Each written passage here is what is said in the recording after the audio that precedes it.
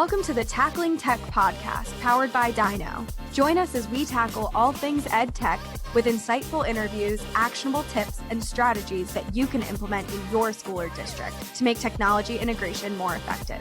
Whether you're a teacher, a tech coach, or a technology administrator, we're giving you an advantage in your role by sharing stories from people who are passionate about working with their peers and enhancing the learning experience with technology. Thanks for spending some time with us today. Now let's tackle some tech. Hello, everyone, and welcome back to Tackling Tech, a podcast that shares stories about how you can build better collaboration in K-12 schools, and a show that is dedicated to putting a voice to remote learning. I am Brett McGrath, Vice President of Marketing at Dyknow, and excited for today's conversation. If you've been a longtime listener of Tackling Tech, you know we don't just jump into the conversation. Got to get our plugs in first. If you're listening to this the week it goes out, next week, we are super excited about hosting Progressive Learning Week.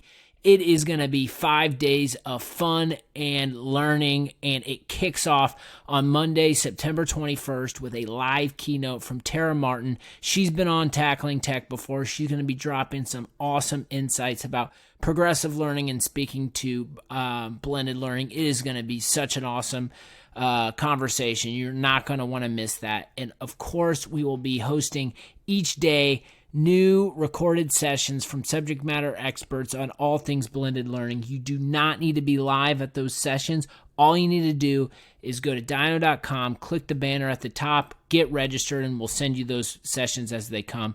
It is going to be fun. It is going to be a lot of learning. I am so excited in talking with these different folks and getting prepared. It is one of the best conferences that we're going to put on all year, and you just have to be a part of it. Mark my word on that. So today's episode is actually taking a little peek behind the curtain. We are bringing to you Jorge Valenzuela, who will be hosting our Friday session at the Progressive Learning Conference. He's going to be talking about project-based learning, educational coaching, equity-based restorative practices. He's just a fun, energetic guy. I've gotten to know him. We chopped it up this week, and I learned a ton. I think he is certainly someone that I've been learning a lot from, and hopefully you can too. If you attend the session, you're going to go get deep on his subject matter expertise and knowledge. He has definitely had an interesting background, being in the classroom, moving out, being a consultant, hitting the circuit, having to redo things based on COVID, but also spending a lot of time connecting with teachers on things like project-based learning. So really excited to bring you this conversation. If you like what you heard on this podcast so far, definitely hit the subscribe button. Follow us across all the social channels. We do appreciate that. Sit back, relax, and enjoy this conversation with George.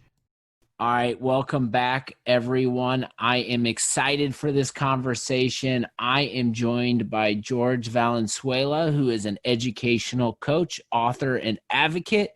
He has used his years of experience in the classroom and online teacher, a curriculum specialist, and a consultant. I'm really excited to have him on board.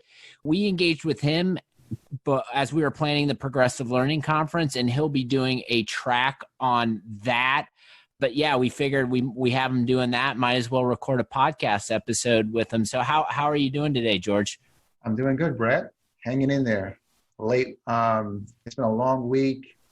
Labor Day coming up, long weekend. And this is the final thing on my to-do list before I go on a 4-day break. Much needed, by the way. Yes. I unfortunately have one more day of grind to get under my belt, but I'm excited for that extra Labor Day for sure, and get that extra day off. Do you have any big plans over the holiday? I do. So we are going to Charlottesville, Virginia tomorrow, and we're hiking Sandy River. Okay. Yeah. And so we are going there. I think we will do a cookout or barbecue on Sunday. And on Monday is just rest. I will be writing, though. I'm a writer, as you know. And so I'll be doing that every morning. But other than that, man, no work, friends, family, and fun. That's a good place to be. And yeah, you are a writer, and you've definitely written a book. So do you want to maybe talk a little bit about that and the inspiration? Yeah, sure. So the book is called Rev Up Robotics, and it's through the International Society for Technology Education, or ISTE.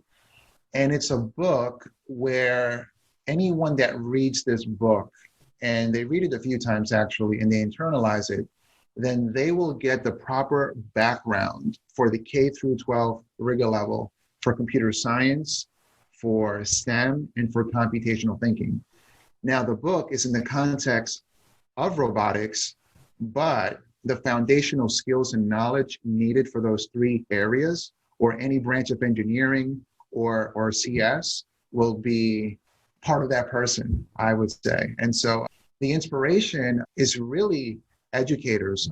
Everywhere I go, STEM and computer science and robotics is something that a lot of educators want to learn about, but they don't necessarily want to dedicate an entire year's worth of their curriculum to it. And so the book is meant for them to take key knowledge and skills and integrate it into whatever they teach. And so there's a dedicated chapter for each of the content areas, for ELA, math, science, and for the social studies. And so I basically identify, based on the Common Core and on the social studies and NGS standards, what would be the best skills that would align to what they teach. I unpack it for them, and then I provide some lessons that they can easily implement with their kids. That's awesome. And I think those are all very, very important topics. And it seems to me, I talk to a lot of different educators from different districts all over the country. And everyone talks about those types of themes and the importance, but it really is about putting them into practice. So, you talk about CS, right? And that, like me, is working as someone in a software company. It's such a critical skill to have as people are building new innovations in technology. But like from your perspective, and as someone who talks about it and works with other schools, like maybe an area like CS, like how are we doing just across the country in terms of curriculum? Is CS growing in schools? Is it detracting? Are people still trying to figure it out? What's your perspective there? Well, it has definitely grown a lot. If you think about it, back in 2016, Computer Science for All, the initiative, was enacted by President Obama.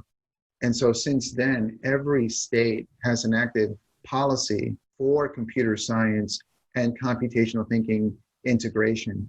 And so I know that some schools are adapting it as a class, as a sequence of courses, or even as a pathway. And where we are right now, I think we are seeing a lot more of computer science. But I think that because of COVID, I think that the focus right now is not so much on CS or on STEM and more on equity and social emotional learning. I think that there's a shift right now, but it's like anything else. I think it'll be back again soon, especially once we get back into schools. I actually just wrote an article for Edutopia. It'll be out next week, and it's 3 ways of integrating or infusing CS into your curriculum. And so the first thing that I think is really important is that our kids understand how the internet works. Okay, that's like the basics. Another thing is how an app is developed. And lastly, how an algorithm is developed and how it's used. And so if we focus on the basics and the foundational things, then what happens is that we really give our kids awareness of the possibilities. And if they want to become experts, then it's like anything else. They have to put in those 3 hours every day. There's a book by Malcolm Gladwell. It's called Outliers. And there's a concept in there that's really interesting, brother.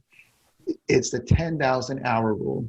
And so if you read that book, he talks about folks like Steve Jobs, Bill Gates, Michael Jordan, Michael Jackson, folks like that. And anyone who's an expert in their field, they have to dedicate 3 hours a day, 20 hours a week over 10 years. And so I think our job as educators in computer science, or really any field, is to just inspire, motivate, and provide opportunities for our kids to want to really get into it. And then if they're inspired and they like it, then they'll put in the time they need.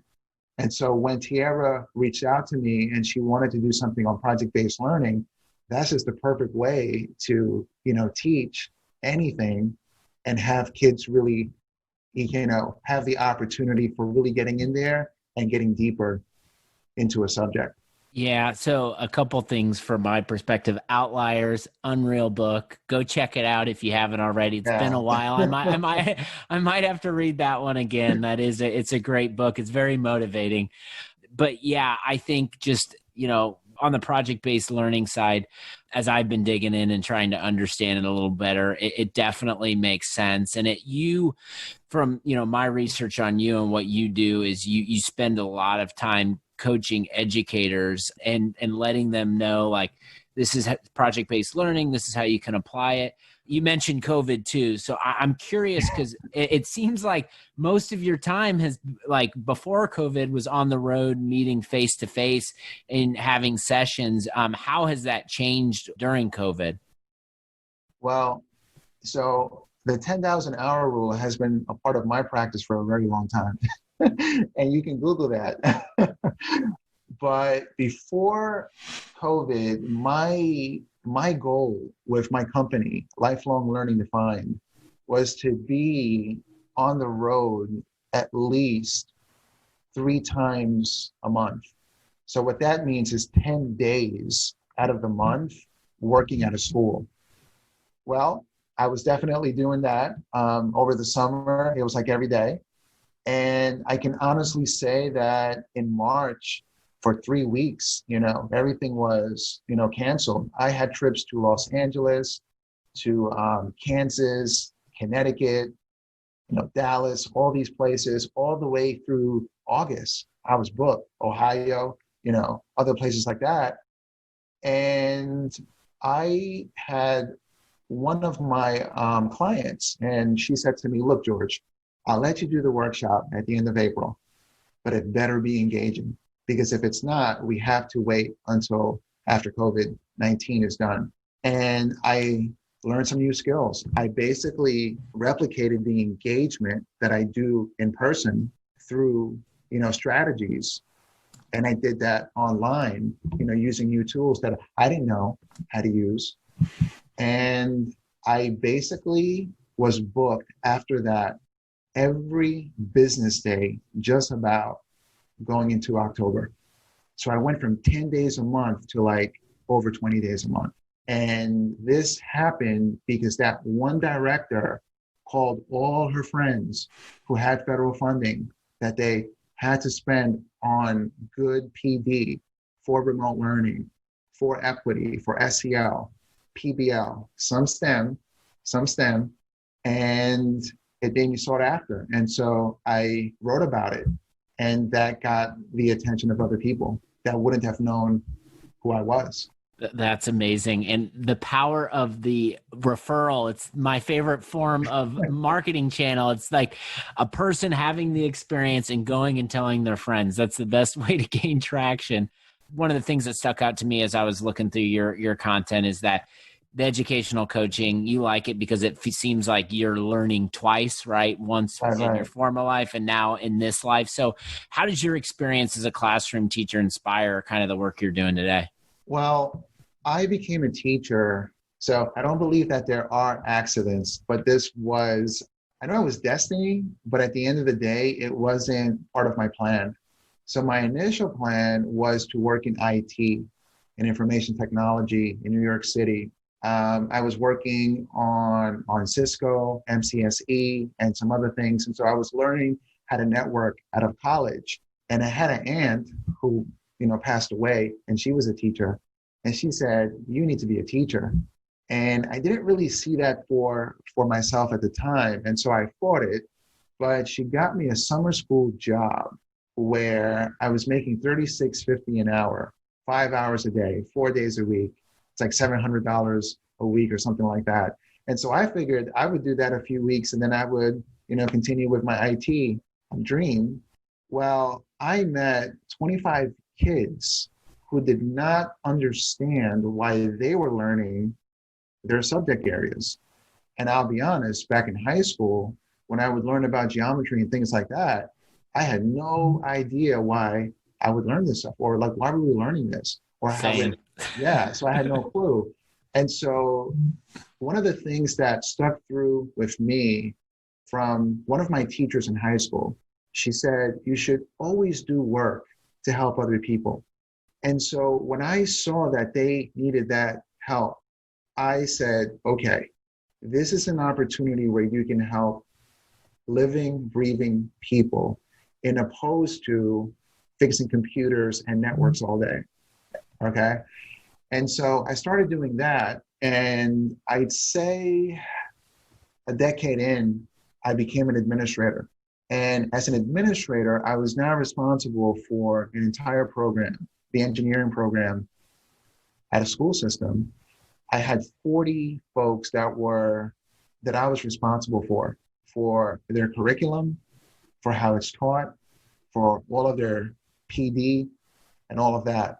And I realized that you need to apply the same things in the classroom as an instructional leader, meaning you have to model what they need you to be. You need to be a leader. A leader means to go first. It doesn't mean that you are delegating to people. It means that you're leading by example. And so that made me travel out to the West Coast and join the Buck Institute for Education, or PBL Works now. And it caused me to learn how to teach and how to coach PBL effectively so I can help 40 teachers. As an educator, and even as a CS person like yourself, Brett, you know that you should always, blog what you do. Well, I started blogging and never ever thought that it would turn into a company, and that it would turn into, instead of only 40 teachers, I would do 500 teachers a year, and through the writing, a lot more. That's amazing. I love the mindset of finding a job where you're just helping others. That makes so much sense and can be so fulfilling. And you're talking with teachers from all over the country, and part of what you're trying to do is help them prepare. And just the idea of preparation as a teacher, I know, is there's so much going on in their lives, and especially now inside the school or outside the school. So what are some ways that when you're speaking to during a workshop that you talk about teacher prep? Yeah, so all right, so there's two things that if you want to be a good teacher, you need to focus on. Number one is your curriculum, meaning you have to develop your own curriculum. Now, you can pull scripted resources from other places, but you always, in my opinion, have to plan a curriculum based on who's in your classroom. You see what I'm saying? So you can pull activities from other places, but you really have to customize and personalize what you're doing with your learners. So that's the first thing, is planning or your curriculum. And the second thing is how you're teaching it, how you're facilitating it. I believe strongly that if you don't plan those two things, you're winging it. And you can wing it. And if you have a great personality and your kids like you, it'll work, but they won't get what they truly need, which are those rich, authentic projects that will help them dig deeper into material and into content so they can become experts. And so right now, what I am experiencing with a lot of the folks that I'm teaching is that they don't know what's going to happen. They don't know how long we'll be remote. They don't know how to use all of the tech. They don't know how to replicate, all of their teaching strategies online. And they don't know if the kids are going to log in. And so I tell them, you have to work on your curriculum, on your planning, at least half hour to 3 hours a day, in my opinion. But the first thing you want to do is be peaceful. You have to take care of yourself, because if you're not peaceful, then the anxiety that you're feeling right now is going to overtake you, and you can't do a good job with what you need to do. And so when I get folks that are, really nervous in the workshop, I bring it down. let's get peaceful, let's get into a good space, and then let's get into the material in steps, actionable steps. One of the things that I love about the PBL Works workshop is that we design a project in 3 drafts. And so because I'm taking them through the iteration process, draft 1, now let's critique it. Draft 2, now let's critique that. And draft 3, let's critique that. And now it's ready or almost ready. When you take them through a process like that, and then you tie it back to everything else in life, then they realize, oh, life is not really as difficult as we make it, but you have to work on things. Yeah, absolutely. The taking care of yourself definitely resonates. I think when, we all got locked in our homes in March, it was one of those things where it's like, all right, we need to adapt. We need to keep working. We need to keep figuring this out. But like, it took me about maybe 3 days into it where I took a step back and I said, before I even jump into any of this, I need to like really focus on my mental and physical health and how I'm going to think about those things first and take care of myself, because if I don't do that, then I'm going to be a wreck around the people that I'm working with and a wreck around, my family. And, that's not good. So I think that is something that everyone listening should certainly consider, even if it's that next turn of working remotely. It's different now. It's different than it was in March. So that's a good something to like hammer down, is just make sure you're looking out for yourself. Yeah, and I can tell that in speaking with you and Tiara, the young lady that is helping organize all of this, you can tell that she's in a very good space and she thought everything out. When she got me on the phone, she had it all laid out and all I had to do was say yes. And so I can tell that you guys are, really have a great product and are planning an amazing summit, which I'm proud to be a part of. And I have a feeling that you guys are going to be doing a lot more of these. And so I'm happy to be, if not the first one, then on, whichever one this is, but I appreciate that. But I did notice that you guys, seem to be in a very, happy space. It's thank you. I do appreciate that. And typically like what we do doesn't get brought up in this show, but I think it's back to what you said. And I take it to heart. I really do, is that, as a leader, you've got to be the one to set the example and do the work. And like, I am fortunate to have someone like Tiara on my team who is a learner and she wants to learn and she wants to push us forward. So that we have a good synergy and we're doing really good things. And we're like, trying to come up with good ideas for the K-12 market to, meet people like you and listen to stories and identify ways that people during this time can be thinking about things differently. And maybe that's a good lean into the progressive learning topic. I know we're very much focused at Dyknow. We're very, very much focused on the idea that people who are schools and districts that are executing progressive learning programs right now are the schools and districts that are winning and ahead. And we know that student devices are a part of that, and we help support student devices. So it's an easy synergy between that. And so we've been trying to attach ourselves by talking to people like you about progressive learning styles. So like, maybe like, what's your perspective on the rise of the progressive learning styles, blended STEM, flipped, you name it? That's what we're going to be talking about September 21st. What are your thoughts? Well, I think that, you're on the money, man. Back in March, remote learning was in response to the pandemic, but now we have to do it well. Or we have to do it as best we can. And so for that reason, we need to use instructional approaches. And so we have to, do PBL, social emotional learning, make sure that our blended model works for the kids we have and for the kids who we are servicing. We need to make sure that our backbone for blended learning is a good one in tandem with good tech that is going to help not just provide a lesson, but make a lesson that's interactive and collaborative. You see what I'm saying? Like, like in the real classroom, you have to find a way to have your kids interact. On progressive education, I interpret that as experiential learning, is learning by doing, but also with reflection for metacognition. And so you need to use tech to design learning experiences that are going to be both hands-on and minds-on.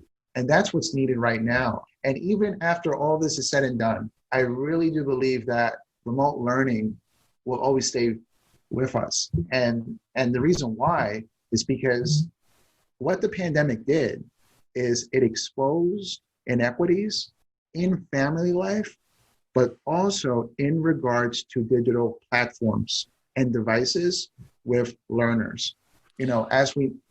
Yeah, the one thing I want to unpack a couple things. One being and you talked about this, but I just want to focus in on it because the learners and where they're at and like what are the styles that are going to resonate with them, and the understanding that each student in the classroom learns and understands things differently. I think to me, there's so many parallels that I think about with just marketing and education as I talk with people like you, because like so many companies that are in our space want to go out and market a certain way, and everyone's doing the same thing and everyone's got the same tactics. And like, that never made sense to me because everyone has like their psychology is different and everyone resonates, and to get attention is a certain way. And so like, really you have to personalize your approach to the specific person within that market that you're trying to reach. And I think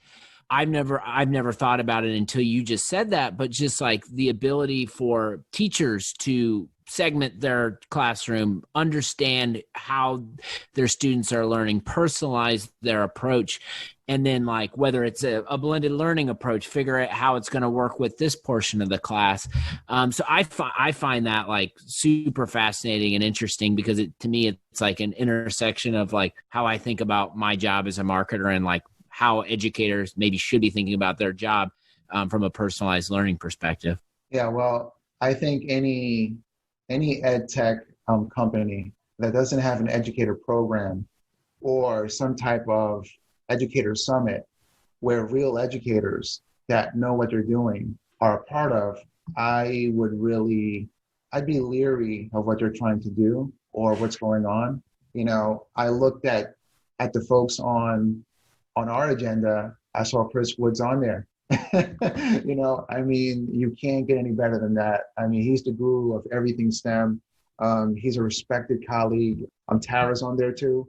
I saw she has a keynote, she's amazing.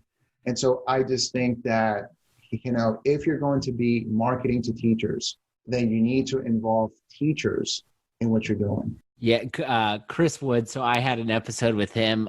I reached out to him just cold. I think it was on Twitter or something. I was like, man, you're like the STEM dude. Like, you're just like you're the guy. And he responded back right away. He said like, I'd love to. And we had one, like an intro call, like you and I had, and he was like up in his like upstairs looking out to the water in Michigan. And, he was so interesting to meet and learn from. And like at the end of the conversation, like the story that stuck with me, he was like, yeah, I built this house. And he had just like used his like STEM practice to build his house. And I was just like, man, this guy's super fascinating. So it's like, that's the fun part of doing stuff like this is you meet so many people with so many various backgrounds, but like you learn, like back to your point, it's like, I've never stood in front of a classroom and taught so I don't have the authority to create content myself that's about what teachers should do. So that's why we talk to people like you who have that experience. And so we're just trying to build the platform, give people like you voices, and hopefully in turn, we can help out the rest of the market and give them some inspiration. Thank you, brother. Yeah, man. So maybe like you talked about educational equity, SEL, maybe dive into those a little bit in your thoughts on those, because I know those are important topics to you. Yeah, so I can honestly say that, prior to the pandemic, I did write about equity, not racial equity. I hadn't done that yet, like I have now. And SEL, I talked about that in an article but more in regards or in relation to educators learning how to manage their emotions. And, after COVID and everything that's happened in our country with race and everything, it's just one of those things that I think that we can't ignore anymore.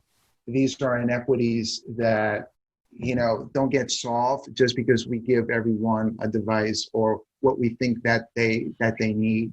Inequities actually cause trauma and disadvantages. And so as teachers, I think that we need to think about who's in our classroom and address inequities through social emotional learning so that we can help our kids become better at understanding their environment, themselves, other people, for making better relationships, and also making good decisions. And so that requires that we need to level up and be honest with ourselves when we don't know enough about a specific thing. Or if I have learners in my class that are from a different background or a different culture, I need to make my teaching more relevant to them and to their lives. And so I think it's time right now that if we want to be equitable teachers, which we all should be, we need to be more socially and culturally competent about who's in our classroom and how to best service them.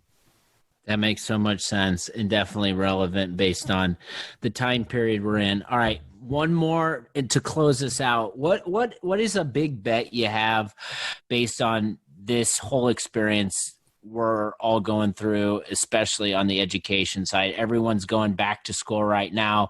If they're not already back, everyone's going back in a different way. I've talked to 4 different educators. Everyone's going back a different way. What are these experiences? What will these do for the market? What are your thoughts? Personally, I think that by October, there'll be a vaccine. Wow.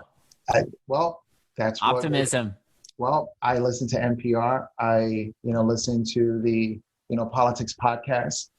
And so I think it's going to happen. Now, whether it's a good one or not, I don't know. I've heard that they should take a couple of years before they are on the market. I don't know, but I think by then we'll have something. And I think that based on what I've seen, I think that by the new year, I think we'll be back in schools. It's my opinion. It's what I think. But I don't think that remote learning is going anywhere, especially, parts of the country, I think we'll be back. I was talking to an educator in LA today, and they're remote the whole year. So you know what? I will retract that statement. Parts of the country, I think, will be back in person. However, I think remote learning days will be a part of what we do moving forward. Mm-hmm. And I think that's because of the inequities spotlighted by the pandemic in regards to the digital divide. I think that snow days, and I think school systems are going to dedicate a certain number of days to remote learning. In Minneapolis, I've heard that snow days will turn into remote learning days. And so I think that will be in place. But I think that by January, I think it'll be back to face or in person most of the time in many places. I love that answer. That is a very optimistic and response, and we need some optimism now. So we'll take it. But it's a personal opinion. It's not heard from anyone, but just based on what's happening. If you're watching what's going on in parts of the country, the pandemic is behind a lot of people. Not in education, of course.